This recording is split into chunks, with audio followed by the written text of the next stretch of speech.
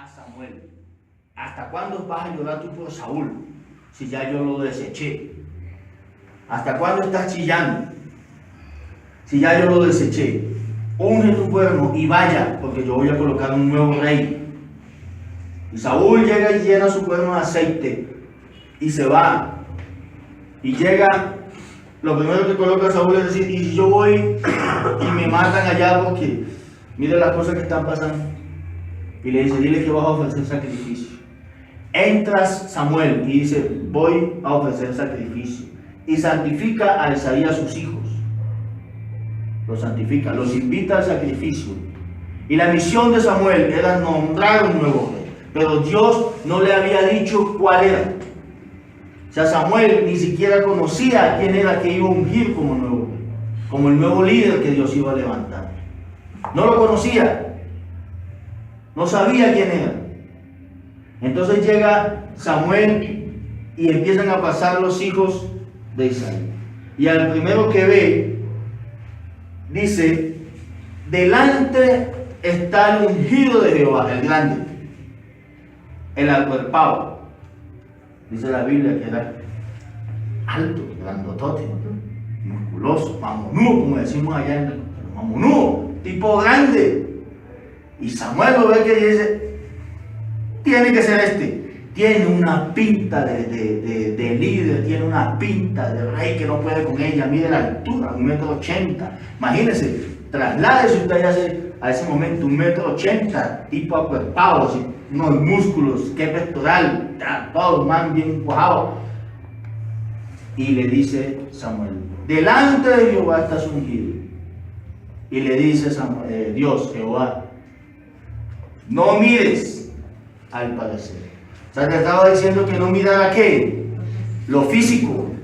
No mire lo físico. Dice: porque yo lo desecho. ¿Qué le estaba diciendo el Señor? Lo físico yo lo he hecho a un lado. Porque Jehová no mira lo que mira el hombre, porque el hombre mira lo que tiene al frente. Pero Dios mira el corazón. Y así fueron pasando uno en uno y el Señor le decía: este no es, este no es, este no es, este no es, este no es. Hasta que llega Samuel y le dice a Isaí: ¿tienes otro hijo? Sí, claro, el que cuida las ovejas, el que huele a chivo, el que está allá en los establos, el más pequeño, ese ya el que le recoge el estiércol a las ovejas, el que está pendiente de ellas cada día. Tráigalo para acá. Mira lo que dice Samuel. Ya habiendo descartado a los demás, ya Samuel tenía el convencimiento de que el que venía era, porque no hacía falta ningún otro de los hijos. Y le dice: y no nos sentaremos a la mesa hasta que él no esté. Y entra, dice la Biblia que era de hermoso parecer. David, de hermoso parecer. Y se levanta, ahí él da la orden Dios y le dice: levántate y úngelo. Y es cuando Samuel se levanta y unge a David como nuevo líder del pueblo. ¿Dónde estaba David? Allá en el pasto. ¿A qué olía? A oveja. ¿A qué olía? A chivo. ¿A qué olía? De pronto a las vacas que tenía allá, que tenía los zapatos sucios de estiércol, posiblemente porque vivía dentro de las ovejas, dentro de las vacas, dentro de los chivos, posiblemente. Que olía de pronto a maluquito, a chivo, que la túnica le olía a chivo, posiblemente porque allá vivía. Pero a ese fue al que Dios le agradó. ¿Y qué le agradó de David? Su corazón, lo que tenía acá. Y eso exteriorizaba a David. Dice la Biblia que era de hermoso parecer. ¿Pero por qué era de hermoso parecer? Porque por dentro David también era hermoso, tenía la gracia de Dios. Y eso fue lo que le gustó al Señor. Dios dice: es este. Es este. Tal vez el más bajito que el primero. Tal vez era más delgado que el primero. Tal vez tenía muchas cosas que no tenía cosas que tenía el primer hijo. Tal vez el pelo era más corto. Qué sé yo, tal vez el sol ya lo tenía quemado. Pero ese fue el que le agradó a Dios. Por eso dice la palabra: de lo más vil y menospreciado sacará el Señor para avergonzar a los sabios. De allá lo saca el Señor y dice: me fijo en lo que hay dentro. Y eso es lo que le agrada a Dios. no lo que el hombre mira a su parecer. ¿Qué pasa en la iglesia cuando llega una persona y hay un grupo de personas ahí y el pastor tiene los ojos puestos solamente porque hay alguien que es el que diezma y es el que tiene X cantidad de dinero en el diezmo y coloca sus ojos en él y le dice: yo te voy a dar a ti un liderazgo solamente porque es la base económica de la iglesia o una de las bases económicas de la iglesia. Pero el Señor le dice: no, ese no, tienes que mirar más allá. No es el que todos los días deposita el diezmo más costoso, es el que echa las moneditas porque no tiene más. Y viene el pero: no, porque es que si yo le pongo al que echa las moneditas porque no tiene más, el que coloca el diezmo con de más bendición se me ofende y se va. ¿Cómo estaríamos viendo nosotros ahí? Con los ojos de hombre, naturales. ¿Y por qué el Señor le puede agradar más el de las moneditas, el que echa las monedas? Porque el que echa las monedas echa todo lo que tiene. Todo lo que tiene. Todo lo que tiene. Pero el que echa el diezmo más fuerte, o sea, si está diezmando esa cantidad de dinero, ¿cuánto no tiene? ¿En cuánto no son los ingresos de él?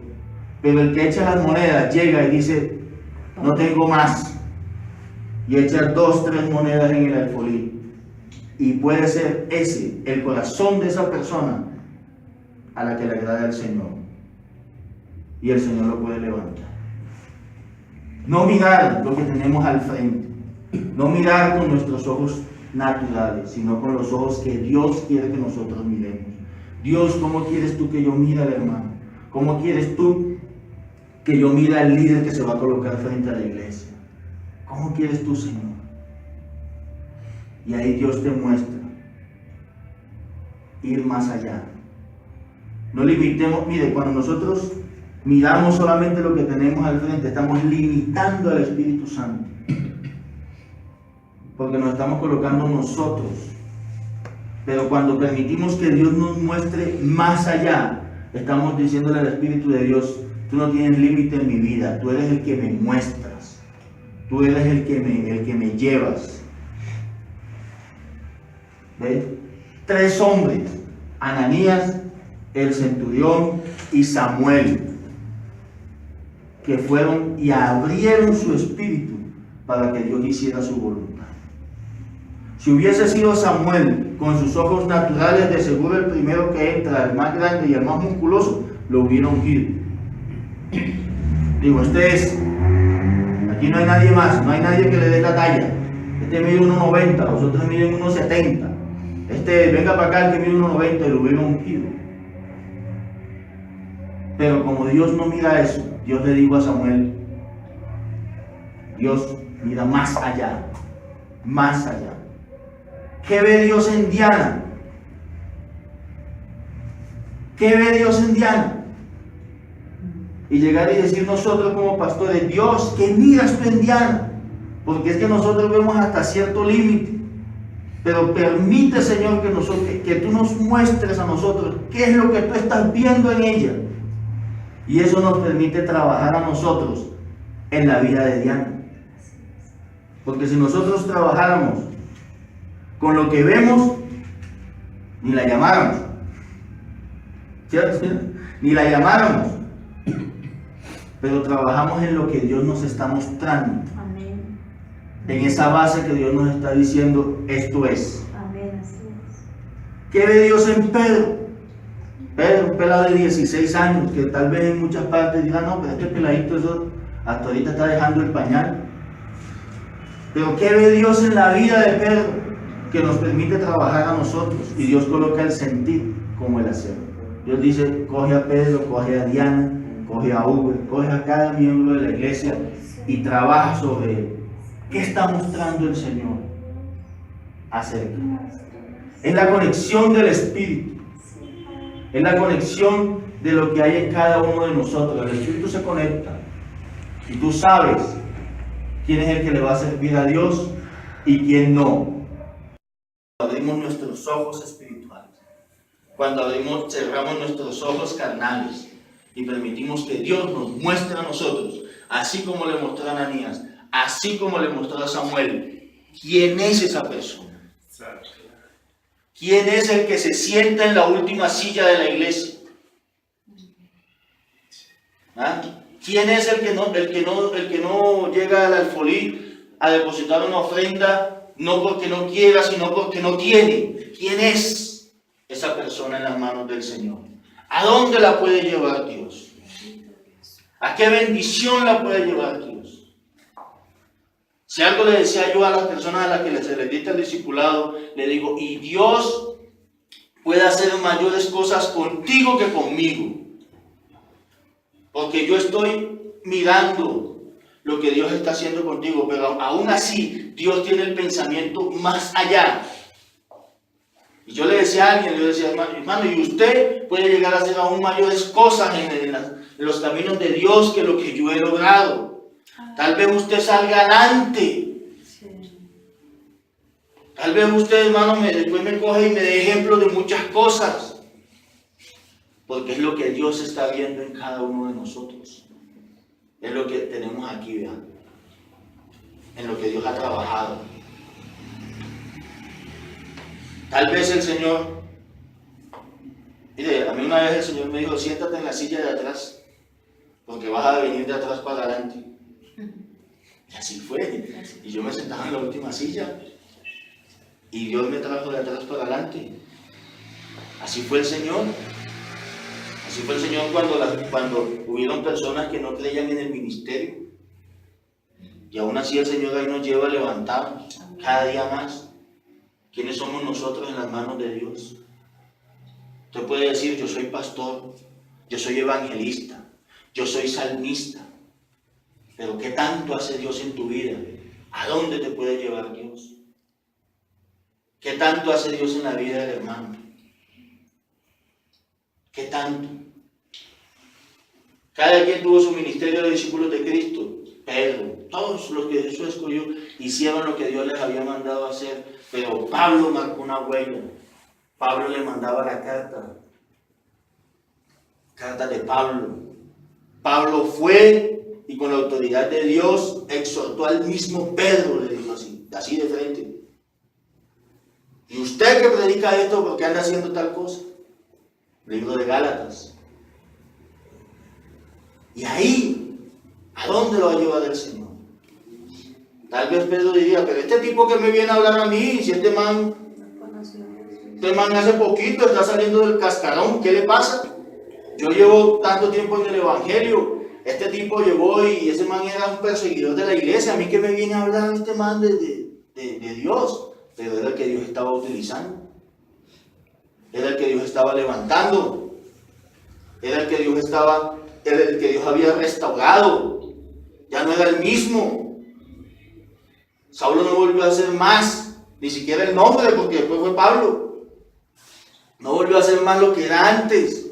Porque cuando Dios te restituye y tú aceptas que Dios empieza a gobernar tu vida, ya tú eres diferente.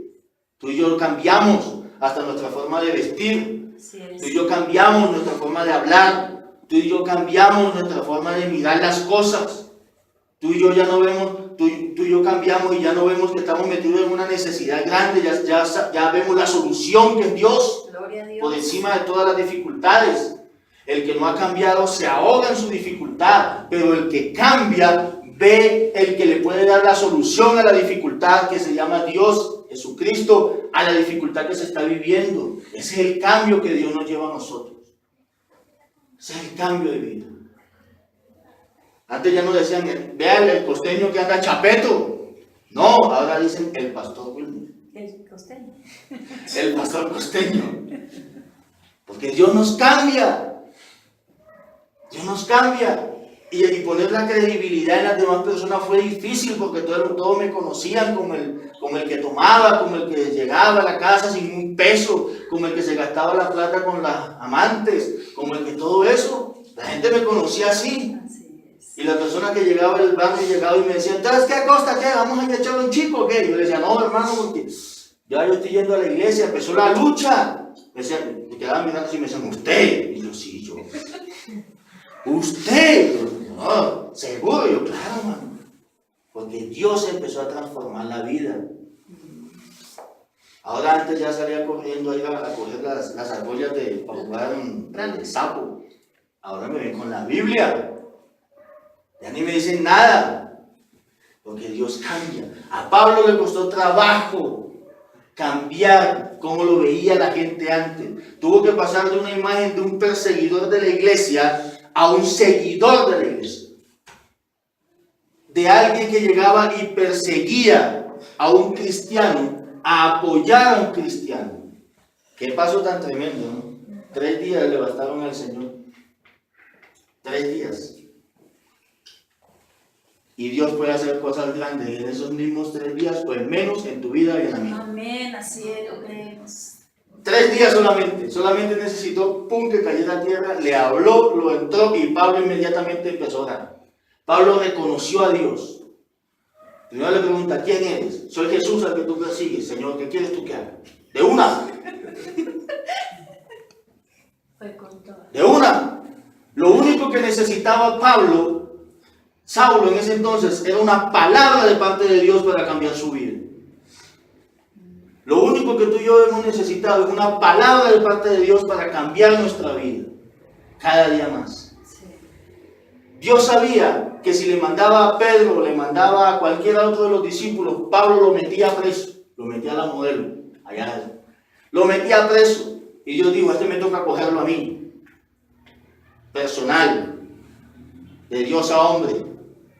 Imagínense esa voz con la que le habló, tal. Y el corazón de Pablo, ese corazón de veneno, ese corazón de venganza, enseguida fue hecho añicos por la palabra del Señor. Amén. Enseguida se transformó y dijo, ¿qué quieres tú que yo haga? Pero aún así el Señor le dijo, no, esto no es así. Yo te voy a dejar 3 días ahí para que usted vea, sepa, En remojo. 3 días en remojo, para que usted sepa.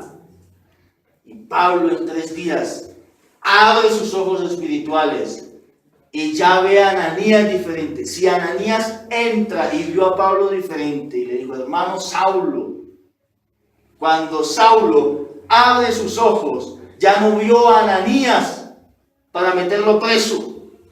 Ya no vio a un Ananías seguidor de Cristo para mandarlo a la cárcel. Ya no vio a un enemigo, ya vio a un hermano. Gloria a Dios. Amén. Amén. Eso fue lo que vio Pablo. Vio a un hermano. Yo me imagino la emoción de Pablo cuando abre los ojos y ve a Ananías ahí, Ananías. Tuvo que haber dado su abrazo. Capa acá, hermano. Con sacudón y todo. Porque ya lo vio diferente. Ya lo vio distinto, ya lo vio con los ojos de Dios. Por eso en las iglesias, el líder, el pastor, el que viene y se sienta, el intercesor, la columna, todo lo que se conforma a la iglesia cristiana, la iglesia de Dios, debemos de ver con los ojos de Dios al hermano o a la hermana. Debemos de verlo diferente de lo que Dios puede hacer en la vida de él o en la vida de ella.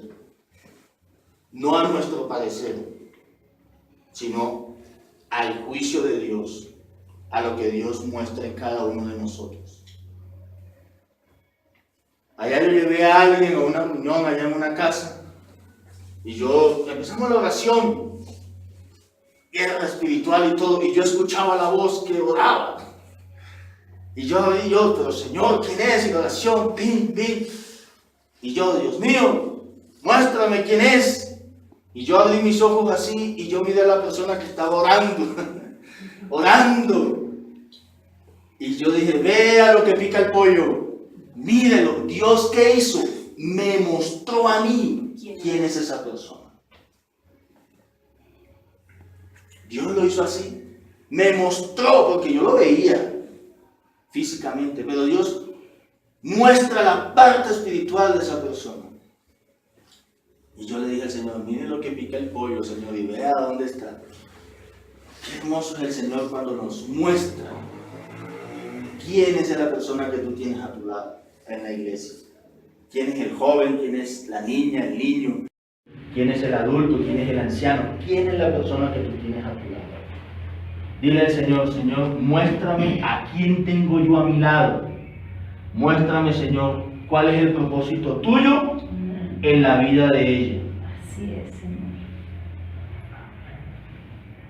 Quita mis ojos naturales y pon los ojos espirituales para que yo entienda quién es el que yo tengo, al lado de quién me siento, al lado de quién.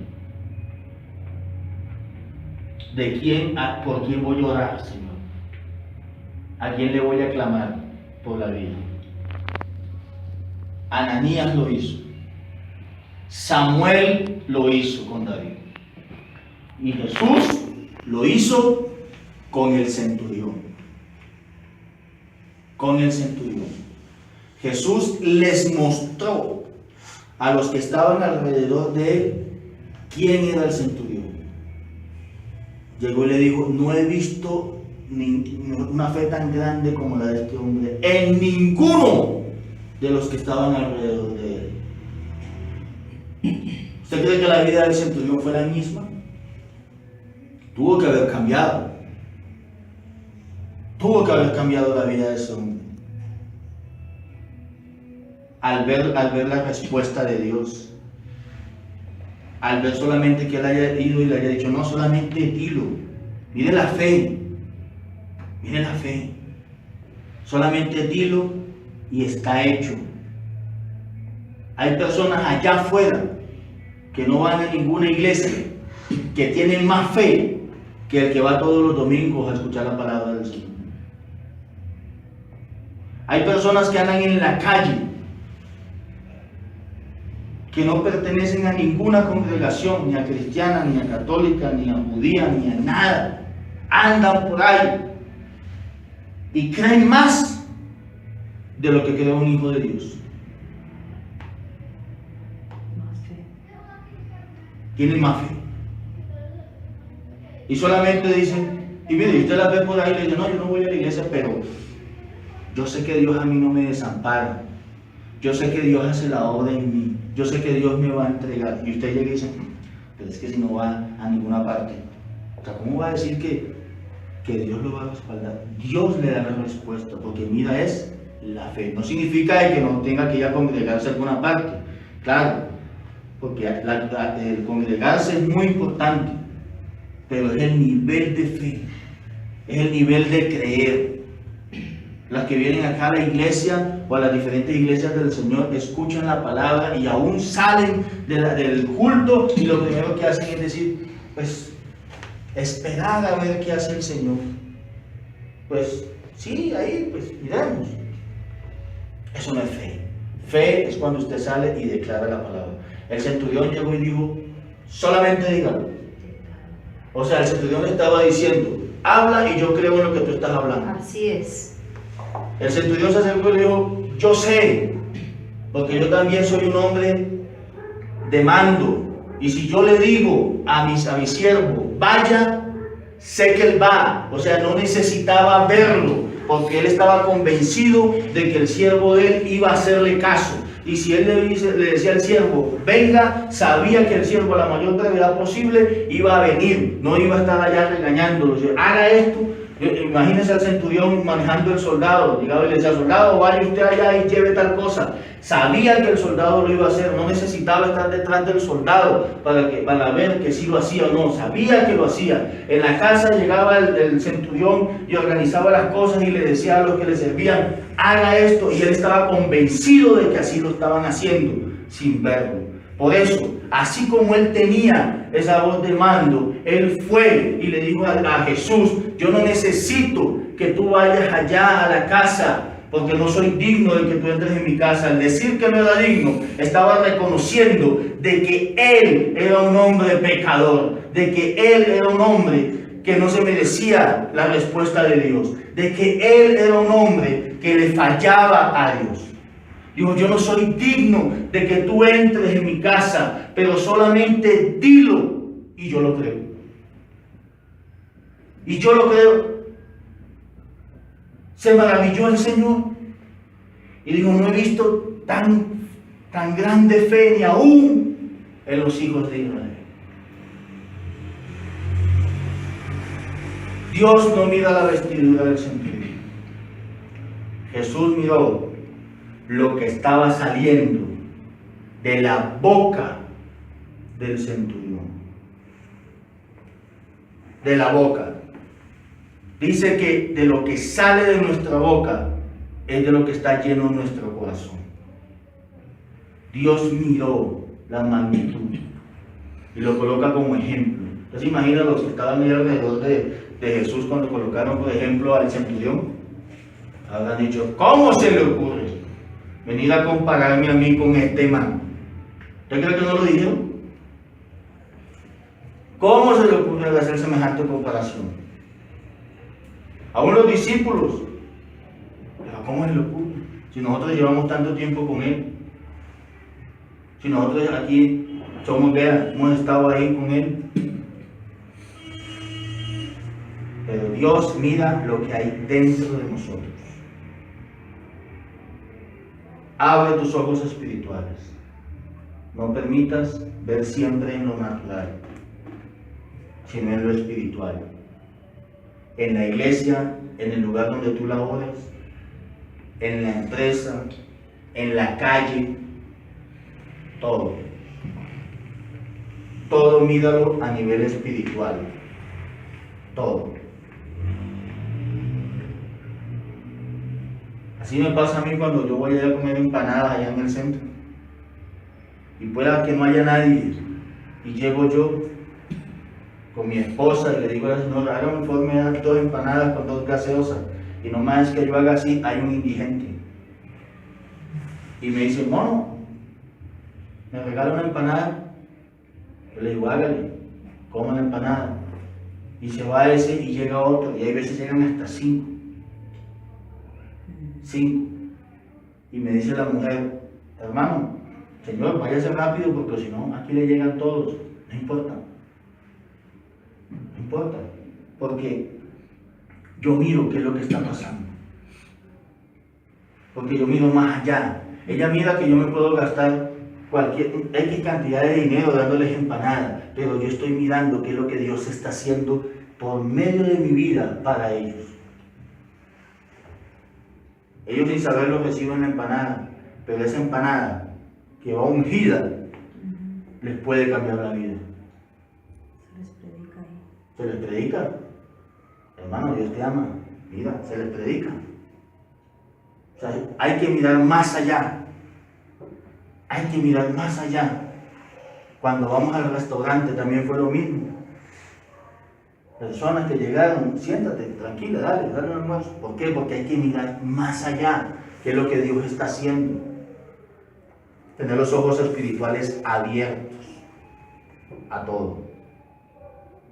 Amén. Amén. Amén. Colóquese de pie por un momento. Vamos a orarle al Señor en esta mañana. No se lo olvide.